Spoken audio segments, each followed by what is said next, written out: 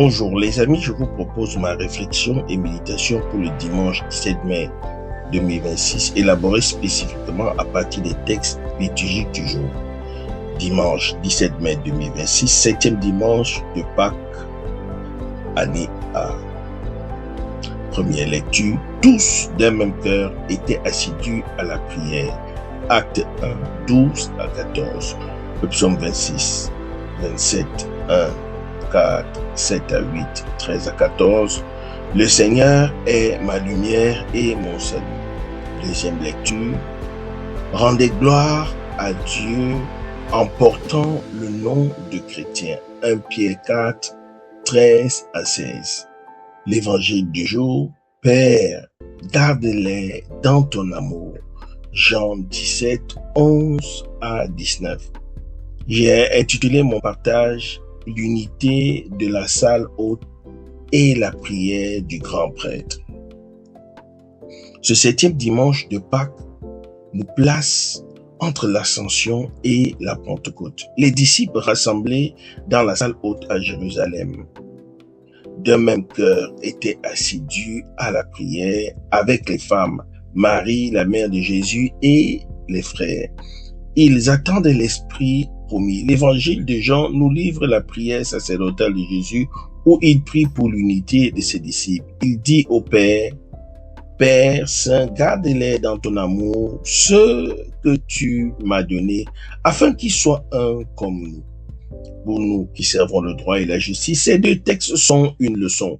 L'attente dans la prière unanime prépare l'action et l'unité des croyants est le signe le plus fort de la mission du Christ.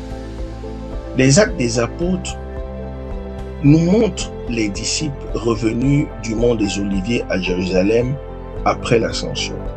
Ils montent dans la salle haute où ils résidaient. Pierre, Jean et Jacques, André, Philippe, Thomas, Barthélemy, Matthieu, Jacques fils d'Alphée, Simon le Zélote, Jude fils de Jacques, tous sont là. Luc note, tous d'un même cœur étaient assidus à la prière. Ils ne sont pas seuls. Les femmes, Marie, mère de Jésus, et ses frères sont avec eux. Cette communauté priante est le berceau de l'Église. Elle ne se disperse pas après le départ du Seigneur. Elle se rassemble, prie à temps. L'unité des cœurs et la prière commune sont la préparation nécessaire à la venue de l'Esprit. Dans nos métiers du droit, nous aussi, nous avons besoin de ces moments de retrait, de prière, d'unité avec nos frères et sœurs. Nous ne pouvons pas agir sans nous ressourcer. La justice ne se rend pas dans la solitude et la dispersion. Elle a besoin des communautés de professionnels qui, d'un même cœur, cherchent la vérité et l'équité. La salle haute, c'est notre cabinet, notre salle de conférence, notre espace de discernement collectif. L'évangile de Jean nous fait entrer dans l'intimité de la prière de Jésus. À la veille de sa mort, il prie pour ses disciples. Il dit, « Père, l'heure est venue, glorifie ton Fils afin que ton Fils te glorifie. » Il prie pour la vie éternelle qui est de connaître le Père et celui qu'il a envoyé. Mais surtout, il intercède pour ceux que le Père lui a donnés. Je ne suis plus dans le monde, eux, ils sont dans le monde. Père Saint, garde-les dans ton nom. Et Jésus ne demande pas que ses disciples soient retirés du monde, mais qu'ils soient gardés du mauvais. La consécration dans la vérité par la parole les rend capables d'être envoyés en mission comme le Fils a été envoyé. Cette prière sacerdotale est le cœur de notre identité. Nous ne sommes pas seuls. Jésus prie pour nous. Sa prière demande notre unité, qu'il soit un comme nous. Cette unité n'est pas une uniformité, mais une communion dans l'amour et la vérité. Pour nous, professionnels du droit, cette unité est un défi. Nous sommes souvent divisés par les concurrences, les égos, les intérêts. La prière de Jésus nous rappelle que notre véritable force est l'unité. Quand nous travaillons ensemble, en synergie pour la justice, nous devenons le signe visible de l'amour du Père et du Fils. La deuxième lecture de Pierre nous exhorte À ne pas nous étonner du feu de l'épreuve. Rendez gloire à Dieu en portant le nom des chrétiens. Notre engagement pour la justice peut susciter des oppositions, des souffrances. Pierre nous dit de ne pas en avoir honte, mais de glorifier Dieu.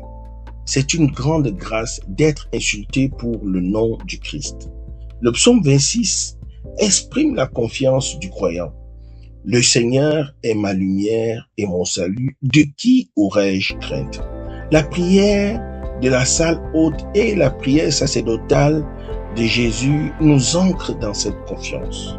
Puissons-nous, en ce dimanche, imiter la communauté de la salle haute, unis dans la prière, assidus en attente de l'Esprit. Puissions-nous entrer dans la prière de Jésus pour nous et travailler à l'unité entre nous malgré nos différences. Puissions-nous, lorsque nous souffrons pour la justice, rendre gloire à Dieu en portant le nom de chrétien.